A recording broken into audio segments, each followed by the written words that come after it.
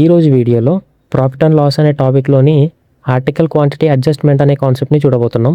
ఒక వ్యక్తి 5 రూపీస్కి 6 లెమన్స్ కొనుక్కొని అదే 5 రూపీస్కి 4 లెమన్స్ని అమ్మడం జరిగింది.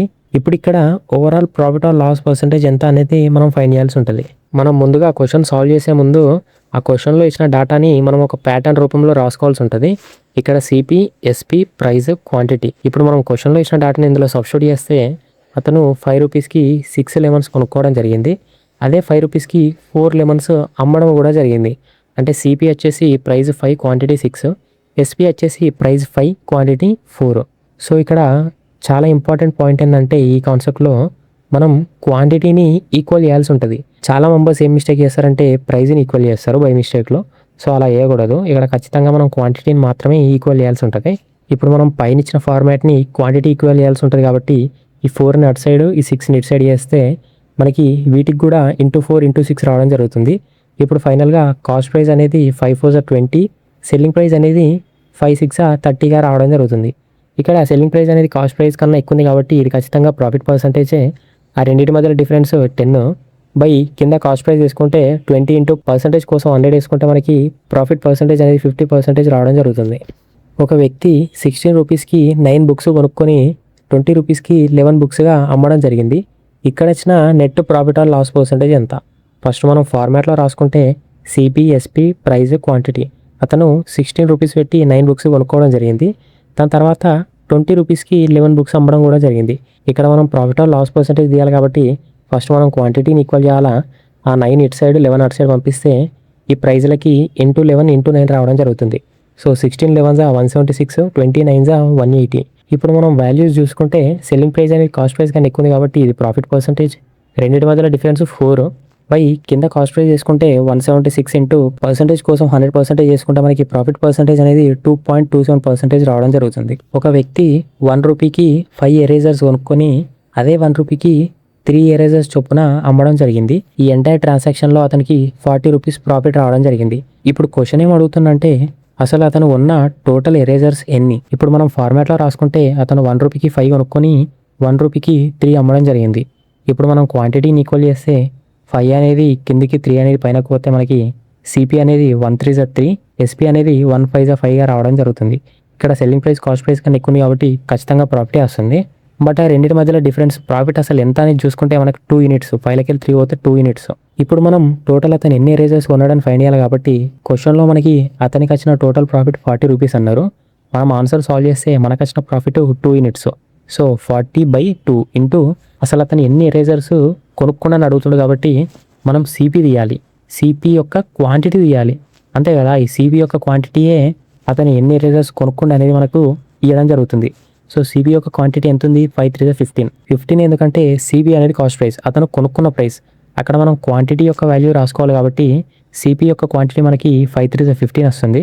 సో 40/2 ఇంటూ 15 రాసుకుంటే మనకి 300 రావడం జరుగుతుంది. అంటే అతను స్టార్టింగ్లో టోటల్గా 300 ఎరేజర్స్ కొనుక్కోవడం జరిగింది. ఒక shopkeeper certain number of bananas కొనుక్కోండు. అవి కరెక్ట్ అని చెప్పకుండా అతనేం చెప్తున్నంటే 1 రూపీకి 4 వచ్చేలా, ఇంకొకసారి 1 రూపీకి 5 బనానాస్ వచ్చేలా కొనుక్కున్నా అని చెప్తుండు. కానీ కరెక్ట్ అమౌంట్ ఎన్ని కొనుక్కున్నాను మాత్రం చెప్తలేడు. అక్కడ ఇంకో ఇచ్చిన పాయింట్ ఏంటంటే ఈ 2 కేసెస్లో అతను ఈక్వల్ నెంబర్ ఆఫ్ బనానాస్ కొనుక్కోవడం జరిగింది. ఇప్పుడు ఆ 2 కేసెస్లో కొనుక్కున్న బనానాస్ ఉన్నాయి కదా, వాటిని అతను మిక్సీ చేసి 2 రూపీస్కి 9 బనానాస్ రేట్ చొప్పున అమ్మిండు అనుకో, అతనికి ఫైనల్గా వచ్చిన ప్రాఫిట్ ఆర్ లాస్ పర్సంటేజ్ ఎంత అనేది క్వశ్చన్. ఫస్ట్ మనం ఫార్మాట్లో రాసుకుంటే ఆ 2 కేసెస్లో అతను కొనుక్కోవడమే జరిగింది కాబట్టి ఫస్ట్ CP1, సెకండ్ CP2 అనుకుంటే ఫస్ట్ CP1, సెకండ్ CP2 అనుకుంటే ఫస్ట్ టైం 1 రూపీ పెడితే అతనికి 4 వచ్చినాయి. సెకండ్ టైం అదే 1 రూపీకి అతనికి 5 రావడం జరిగింది. ఇప్పుడు మనం క్వాంటిటీని ఈక్వల్ చేయాల్సి ఉంటుంది కాబట్టి 4 నట్టు 5ని 2 షఫుల్ చేస్తే మనకి ప్రైస్ అనేది 1 * 5 1 * 4 రావడం జరుగుతుంది. ఇప్పుడు మనం వీటిని సింగిల్ సిపి కింద మార్చాల్సి ఉంటుంది కాబట్టి ఈ రెండింటిని మనం యాడ్ చేయాలా. సో 4 5 20, 5 4 20, 20 20 మనకు 40 వస్తుంది. 1 5 5, 1 4 4, టోటల్గా 5 + 4 మనకి 9 రావడం జరుగుతుంది. ఇది ఫైనల్గా వచ్చిన సిపి. ఇప్పుడు సెకండ్ కేసులో ఏమంటుండంటే అతను 2 రూపీస్కి 9 బనానాస్ చొప్పున అమ్మడం జరిగిందని అంటుండు. సో మనం బేసిక్ ఫార్మాట్ రూపంలో రాసుకుంటే మనకి సెల్లింగ్ ప్రైస్ అనేది 2 బనానాస్ 9 రూపీస్ చొప్పున అమ్మడం జరిగినట్టుగా అనిపిస్తుంది. మనం ఇక్కడ కూడా క్వాంటిటీని ఈక్వల్ చేయాల్సి ఉంటుంది కాబట్టి 40ని 9ని మనం అటు ఇటు షఫుల్ చేస్తే ఇది 9 అనేది ఇక్కడ మల్టిప్లై అయ్యిద్ది, ఈ 40 అనేది ఇక్కడ సైడ్ మల్టిప్లై అయ్యిద్ది. సో 9 9 81, 40 2 80. ఇప్పుడు మనం లాస్ ఆఫ్ పర్సంటేజ్ అని ఎలా తెలుసుకోవాలంటే ఇక్కడ మనకి కాస్ట్ ప్రైస్ అనేది సెల్లింగ్ ప్రైస్ కన్నా ఎక్కువ ఉంది కాబట్టి ఇది ఖచ్చితంగా లాస్ పర్సంటేజే. ఆ రెండింటి మధ్యలో డిఫరెన్స్ అనేది 1 బై కింద సిపిఐ కాబట్టి 81 ఇంటూ పర్సంటేజ్ కోసం 100% చేస్తే మనకు లాస్ పర్సంటేజ్ అనేది 1.23% రావడం జరుగుతుంది. ఒక వ్యక్తి 20 రూపీస్కి n ఆర్టికల్స్ కొనుక్కొని n రూపీస్కి 20 ఆర్టికల్స్ అమ్మినట్టయితే ఆ ఎంటైర్ ట్రాన్సాక్షన్లో అతనికి 56.25% ప్రాఫిట్ రావడం జరుగుతుంది. సో ఇక్కడ క్వశ్చన్లో ఏమడుగుతుందంటే ఆ n యొక్క వాల్యూ ఎంత. ఇప్పుడు మనం బేసిక్ ఫార్మాట్లో రాసుకుంటే సిపిఎస్పి ప్రైజ్ క్వాంటిటీ. అతను 20 రూపీస్కి n ఆర్టికల్స్ కొనుక్కుండు. సెకండ్ కేసులో n రూపీస్కి 20 ఆర్టికల్స్ అమ్మిండు. ఇప్పుడు మనం క్వాంటిటీని ఈక్వల్ చేయాల్సి ఉంటుంది కాబట్టి n 20 మనం షఫుల్ చేస్తే ప్రైజ్లలో ఈ 20కి 20 మల్టిప్లై అయ్యిద్ది, ఈ nకి n మల్టిప్లై అయ్యిద్ది. సో సిపి అనేది మనకి 20 ఇంటూ 20 400, సెల్లింగ్ ప్రైస్ అనేది మనకి n ఇంటూ n స్క్వేర్ రావడం జరుగుతుంది. ఇక్కడ కాస్ట్ ప్రైస్ అనేది 400, సెల్లింగ్ ప్రైస్ అనేది n స్క్వేర్. ఇక్కడ సిపిఎస్పి యొక్క నంబర్స్ కరెక్ట్గా లేవు కాబట్టి అది ప్రాఫిట్ ఆ లాస్ అని మనం టెన్షన్ పడాల్సిన అవసరం లేదు. డైరెక్ట్ క్వశ్చన్లోనే అతను ప్రాఫిట్ పర్సంటేజ్ 56.25% అని చెప్పడం జరిగింది కాబట్టి మనం ఇక్కడ ప్రాఫిట్ పర్సంటేజ్ చేసుకొని డిఫరెన్స్ బై సిపి ఇంటూ 100 అని రాసుకోవాలి.